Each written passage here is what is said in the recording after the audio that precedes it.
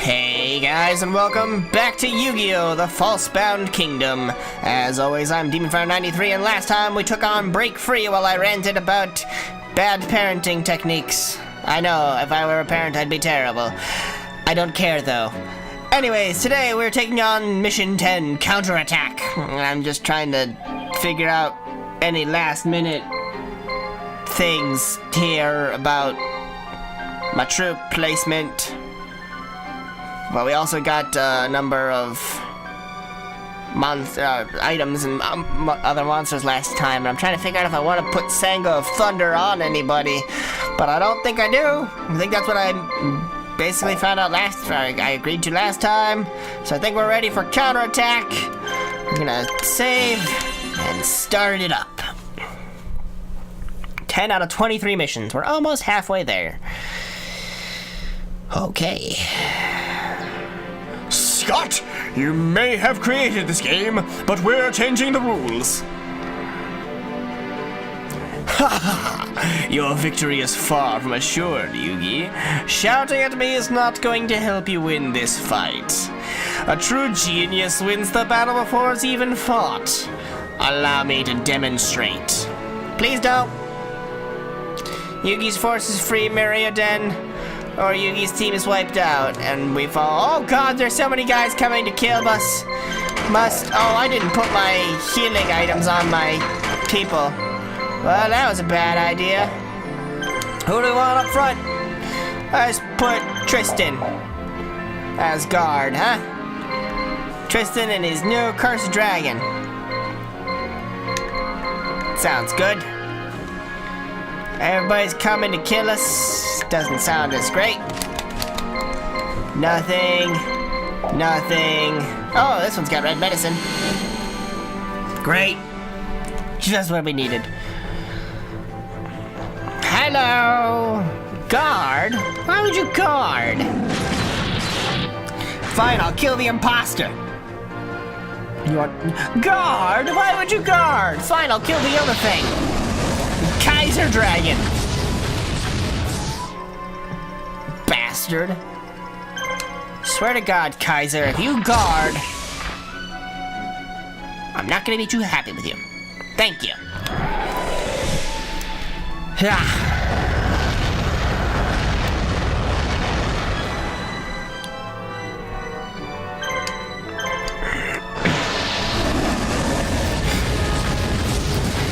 Burn it down.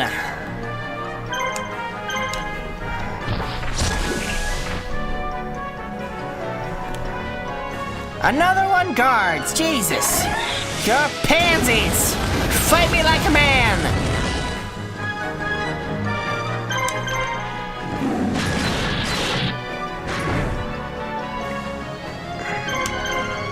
If you've got the balls to come and fight me, come to my castle and attack me. Don't just sit there and guard like a little bitch afterwards. Actually do something. Assholes. My God. Okay, well, that's all of you spent, so I guess I'll just use my swordsman to kick your ass. Oh, right, Gazelle's got an attack too. Sure.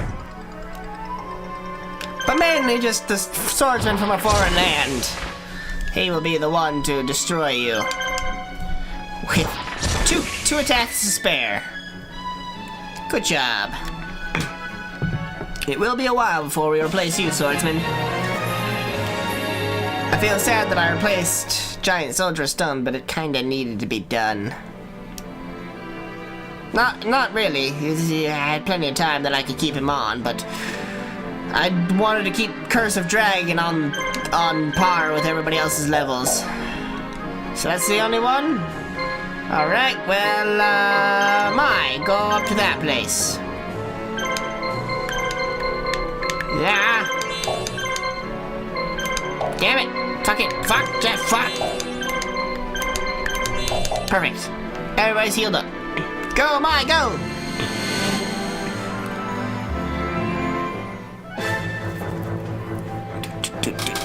Alright, so you have Slot Machine with red medicine, Labyrinth's Tank, and Launcher Spider. Okay, wait, hold on. Launcher Spider generally has Okay, it's in later levels that Launcher Spider has a missile blitz which attacks everybody, and it sucks. So we don't... You missed! Keep this up, Cursed Dragon, and I will return Giant Soldier Stone to this team, and you'll go in the box. You'll just sit and wait in the shadows for eternity.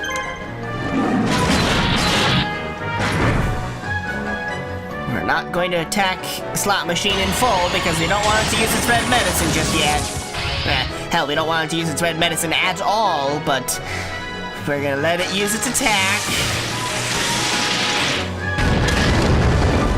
And then we're all going to attack it all at once. Blitzkrieg! Is that the right term? I don't know.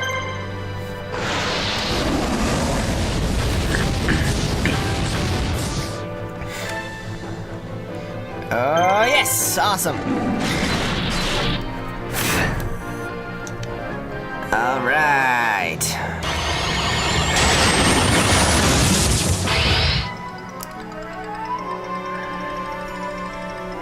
And the damn Launcher Spider. That is just really bright green lights. Is that necessary?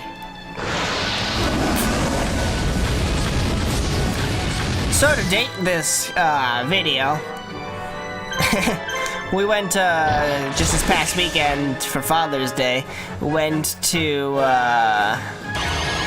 go see Ocean's 8. And I highly recommend the movie. I won't spoil it for anyone, but it is very, very good. You know, I was very skeptical, not because of the fact that it was an all-female cast. I am perfectly fine with an all-female cast for the main cast, you know. It's just that the last time that a movie just in the business decided to go and do that, they fucking failed terribly. I'm looking at you, Ghostbusters! For anybody who enjoyed the female Ghostbusters, I feel sorry for you. You need better taste in movies. I'm not usually in the majority on what movies are good or bad, but in this case I am in the majority, where the majority of people hated the female Ghostbusters because it was bad. And it wasn't because of the fact that it was all female cast, it was just bad everything. And it's because of that it was a iffy experience, and we're like, I don't know, they're doing an all-female thing for Ocean's 8, I don't know if it's gonna be good. And then it was like, oh, hey, it's not like a reboot where they're just gender swapping all the characters because we want to have powerful females. It's actually just having powerful females and continuing a story somewhat. Slightly. It's kind of their own thing, but ties in a little bit to some of the Ocean's movies with George Clooney. And it was amazing and hilarious and fantastic. So, highly recommend it. Got a lot of big-name actresses. Oh, hi, Mai. Didn't realize you made it over there already. She's so fast with her flying. She's got 2 flyers, might as well. Oh, hello. So we're going to attack you first and hope that our items take effect, yes? Because Harpy Lady, yeah! So because Harpy Ladies have their Electro Whip here, it allows them for all their attacks to paralyze, but we don't want it to get unparalyzed, so kill it. Damn it, Occupet! You were supposed to kill it. Now it's up to Pet Dragon to do it.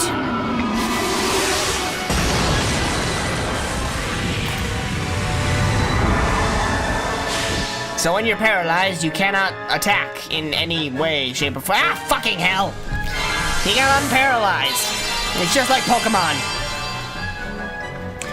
where you have a chance to get unparalyzed. Actually, no. In Pokemon, you don't have that chance. It's more confusion that you get that chance to become unconfused.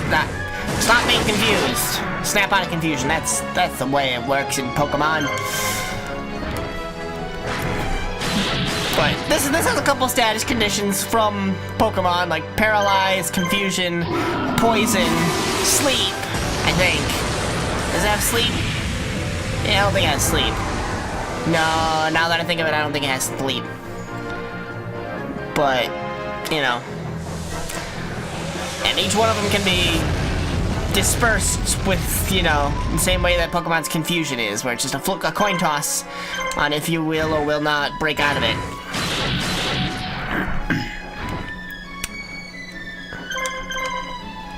But, going back to the movies and everything, wanna know what movie I did see recently that wasn't good? And that's Annihilation.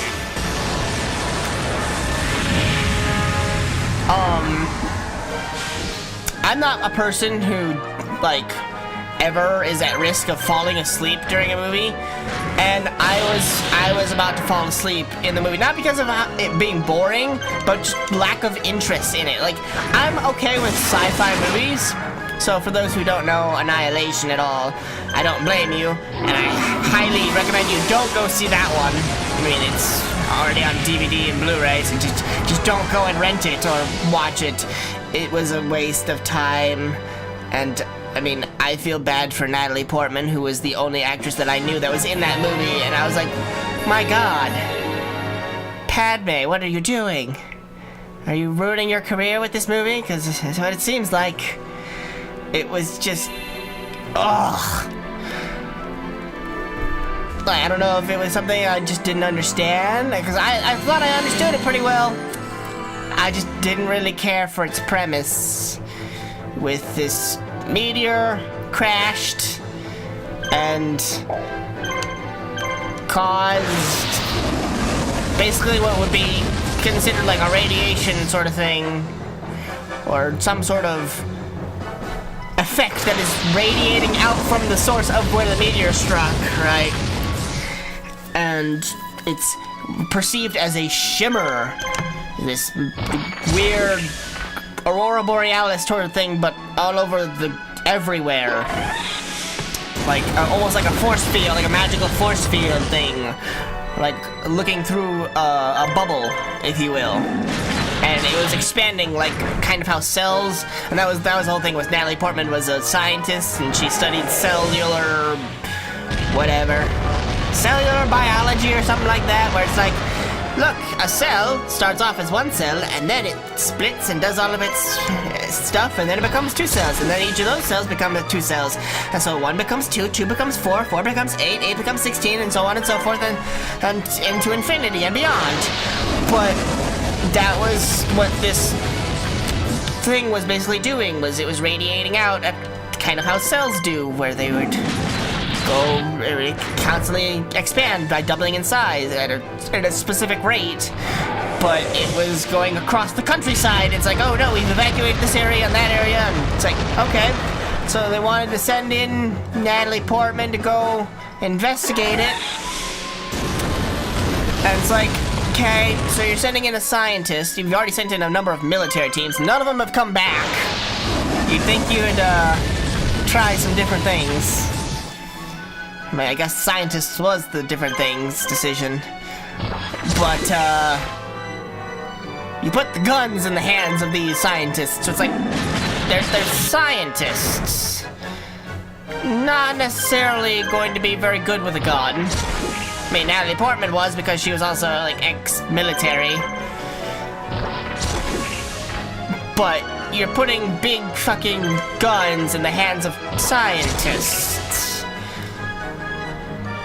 I mean, I'm not saying that scientists don't know how to shoot guns. I'm just saying that when I think scientists, I don't think that they're going to be carrying around an AK-47 and going, oh yeah, I fire this thing all the time. Oh yeah, you know, when I'm not in the lab, I just get out and shoot everything. Oh, so you're gonna go take that one now that mine's over there, huh? Well, fine, screw you too. And then we're gonna send Taya over there.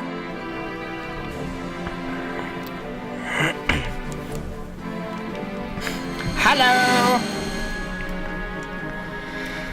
So yeah, the Annihilation was just a very strange movie. There were some cool effects in it, like a giant bear, like the whole thing with what happened within the shimmer was that it changed the DNA, like it refracted everything, so it refracts DNA, which made no sense to me. I'm not that big on I'm not that good at biology, so I mean, it's science fiction, so it's not something that's actually real, so they can just make it up as they want of that sort, but it was something where it was like, it refracts DNA somehow, so everything was mingling, like, they were looking at a plant at one point. It's like, look, all of these flowers are growing from the same singular plant, but they're all looking like completely different flowers. It's amazing. How does that happen? You know, because even in science, or even in nature, it's like, if you pick a rose, it's going to be a rose, right? It may be a different color, but it's still gonna look like a fucking rose. You're not gonna get a rose that looks like a tulip, right?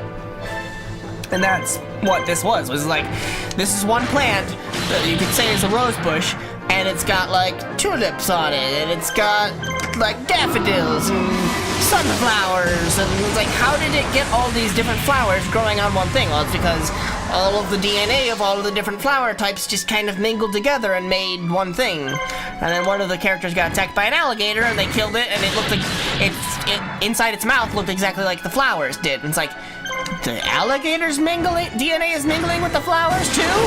Huh? So it was a weird concept. It's kind of cool, poorly executed. But so then they have this giant bear later that fucking attacks and kills one of the characters.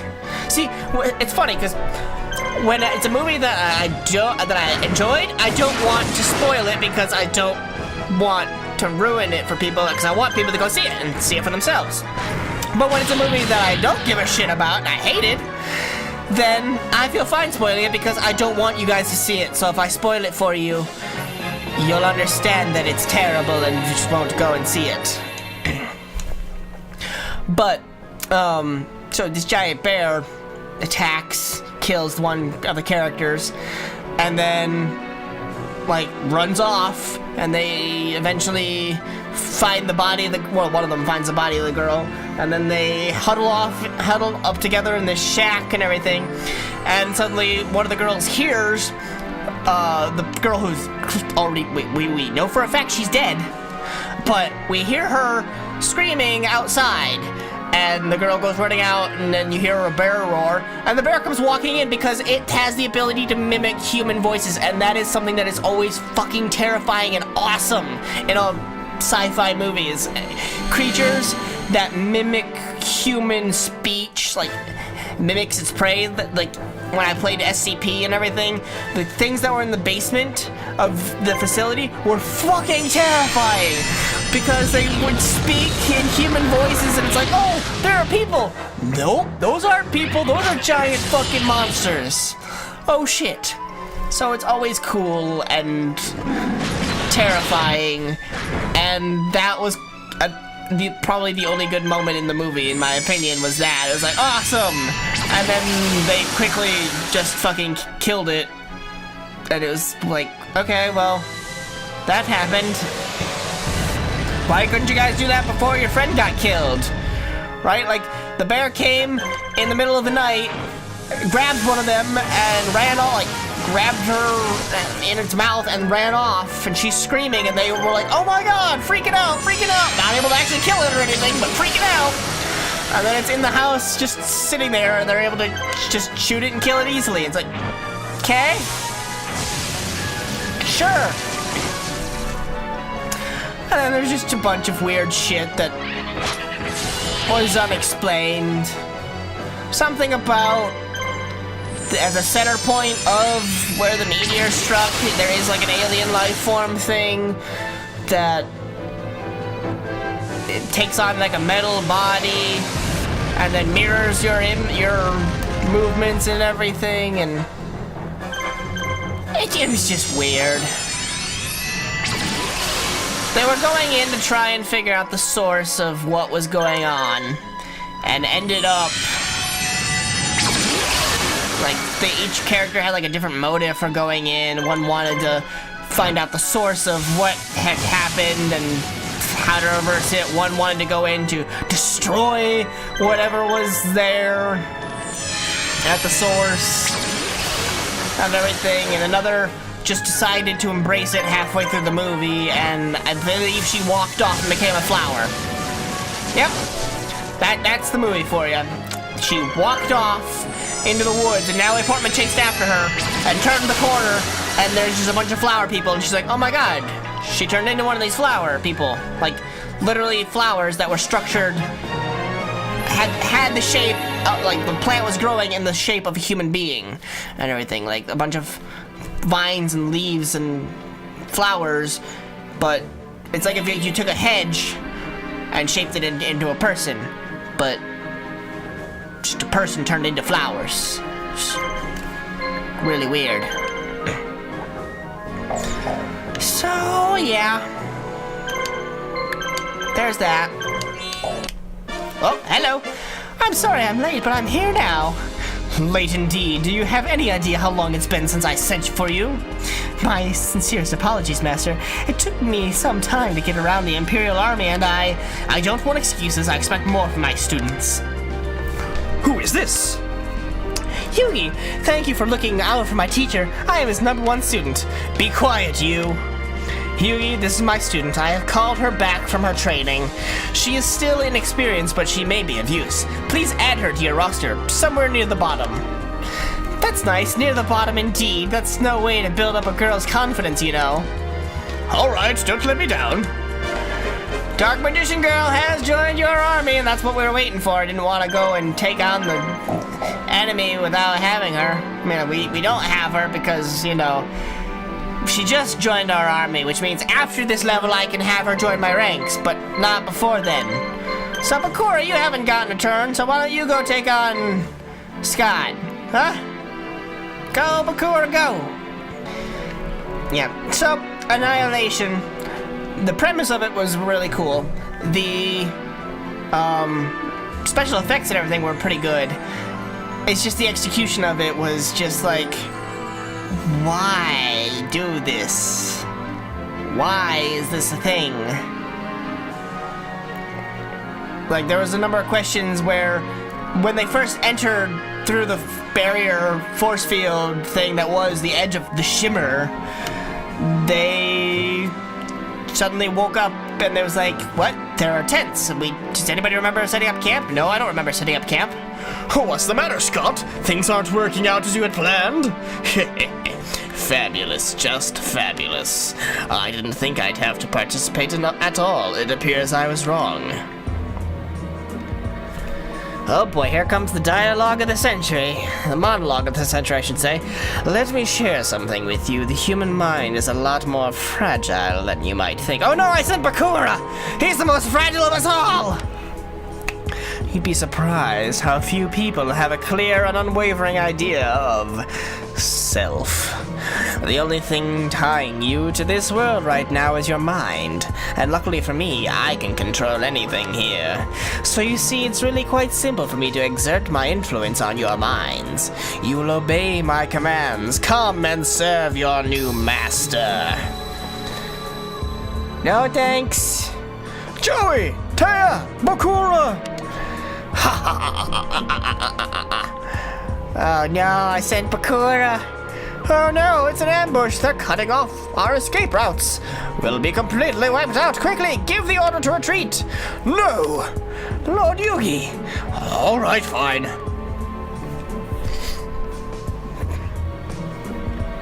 I think we'll be able to get away. In order to shake off any pursuers, I told all the units to split up and meet us back at the rendezvous point. They're gone. Unfortunately, I believe Scott plans to control Joey and the others and pit them against us. We must prepare ourselves for that. I know. We'll just have to find some way to break Scott's grip on their minds when we face each other. Right, so it's like season 2 of Yu-Gi-Oh! Or, yeah, season 2, where Merrick took over Joey's mind, and then Yugi had to break his mind free by having a duel between friends and trying to prove all the different stuff that he did. Spellcaster. Oh no! After suffering heavy damage at the hands of Scott again, the resistance splits up to lose their pursuers. Even Yugi has gone into hiding in order to escape Scott's forces. Showing absolutely no mercy, Scott hatches his next plot.